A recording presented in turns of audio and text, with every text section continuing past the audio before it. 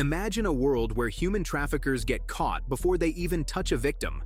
Where AI doesn't just recommend your next Netflix show, but dismantles billion-dollar trafficking networks in real time. Sounds like science fiction, right? Maybe not for long.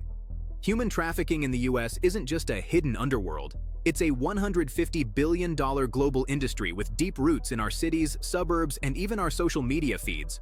Survivors often describe a system so efficient it feels almost algorithmic. The question is, what if we fought it with algorithms of our own? If you're into smart solutions that challenge the status quo, hit that subscribe button and turn on notifications. We can't change the system without you. In America, human trafficking doesn't look like a movie scene with dark alleys and ski masks. It often hides in plain sight.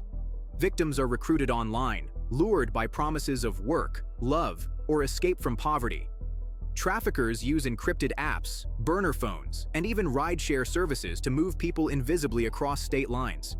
And the numbers are staggering. Every year in the US, tens of thousands of victims, many of them children, are forced into sexual exploitation and labor under threats of violence and psychological control.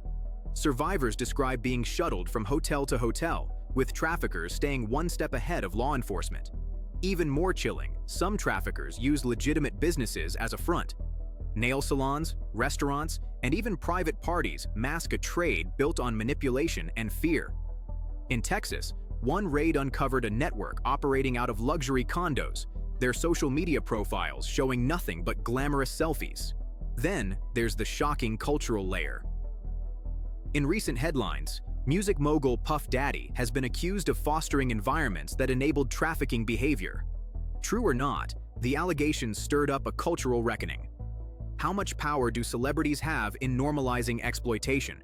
And how much complicity lives in our silence? His influence reaches millions, and when accusations emerge, they send ripples through a culture that often glorifies power without accountability. Meanwhile, Homeland Security Secretary Alejandro Mayorkas presides over a web of agencies tasked with fighting trafficking. But the system is fractured. Non-profits gather mountains of data, police departments operate with outdated tech, and predators exploit these gaps faster than bureaucrats can patch them. It's a game of cat and mouse where the mouse moves faster because it's already embraced the digital age. The victims often feel like ghosts, seen only when it's too late. Here's the uncomfortable truth.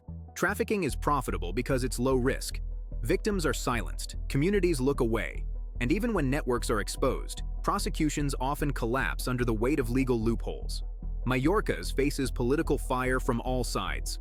Some accuse his department of overreach when ICE raids target undocumented immigrants instead of traffickers. Others say he's not doing enough. His challenge? Juggle national security, civil liberties, and a Congress that treats technology budgets like a political football. Puff Daddy represents another barrier: cultural denial. When celebrities are accused, fans often deflect. Powerful lawyers muddy the waters. The result? Survivors feel abandoned and predators feel invincible. This isn't just about one man, it's about a system where wealth and fame can shield people from accountability. Add to that the technological asymmetry. Traffickers use cryptocurrency, anonymizing software, and exploit platforms like Instagram or TikTok to recruit. Law enforcement still relies on spreadsheets and siloed databases from the 90s. Fighting a 21st century crime with 20th century tools is like bringing a butter knife to a gunfight. Survivors like Maria, a young woman trafficked from a foster care system in Ohio, tell stories of traffickers using GPS apps to track their movements, while police couldn't even coordinate across county lines. Now picture this: AI, systems acting as relentless digital bloodhounds. Here's how it could work. Phase 1, 0 to 6 months. Urgent action. Deploy an AI surveillance network trained on trafficking indicators. Using natural language processing, it scans social media, classifieds, and encrypted chats for recruitment patterns. Think of it as a watchdog that flags suspicious phrases, payment flows, and geotagged movements in real time.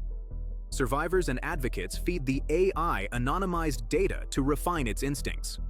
AI could also deploy facial recognition systems in airports, bus stations, and hotels to identify victims reported missing.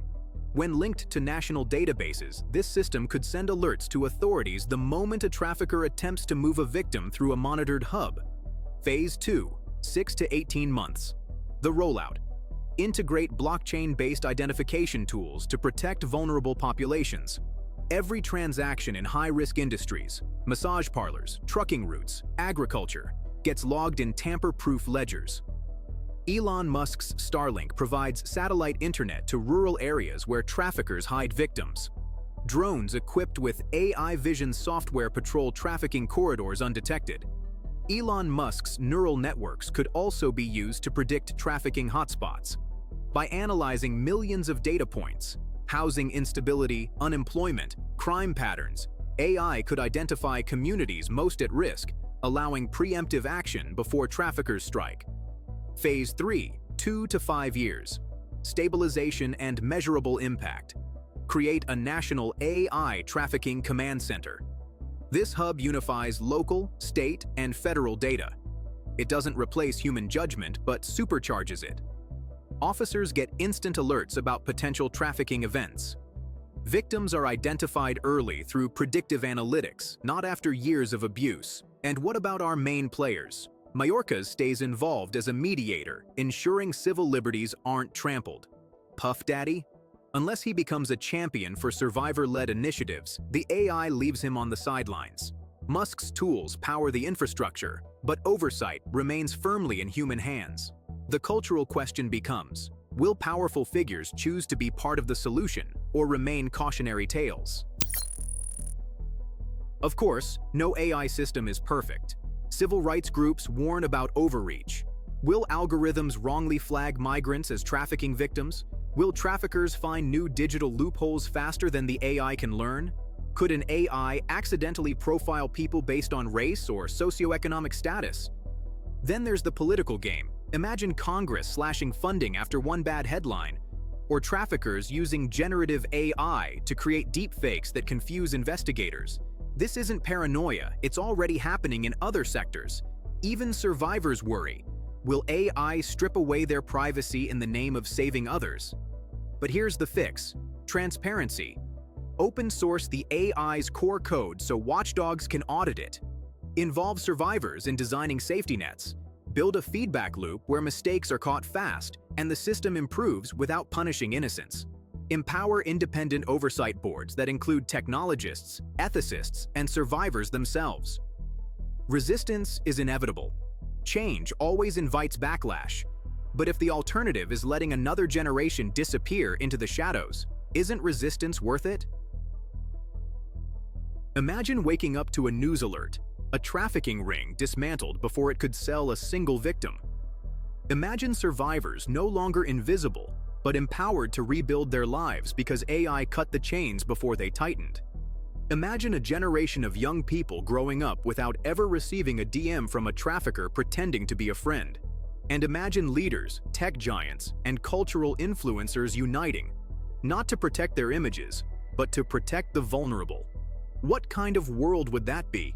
Could we, for the first time, create a system where the predators are truly outsmarted and the survivors truly safe? This isn't utopia, it's a choice. Do we let fear of technology paralyze us? Or do we build tools that reflect our better angels? If this vision makes sense to you, hit that like button, subscribe, and turn on notifications. We're building something smarter, together.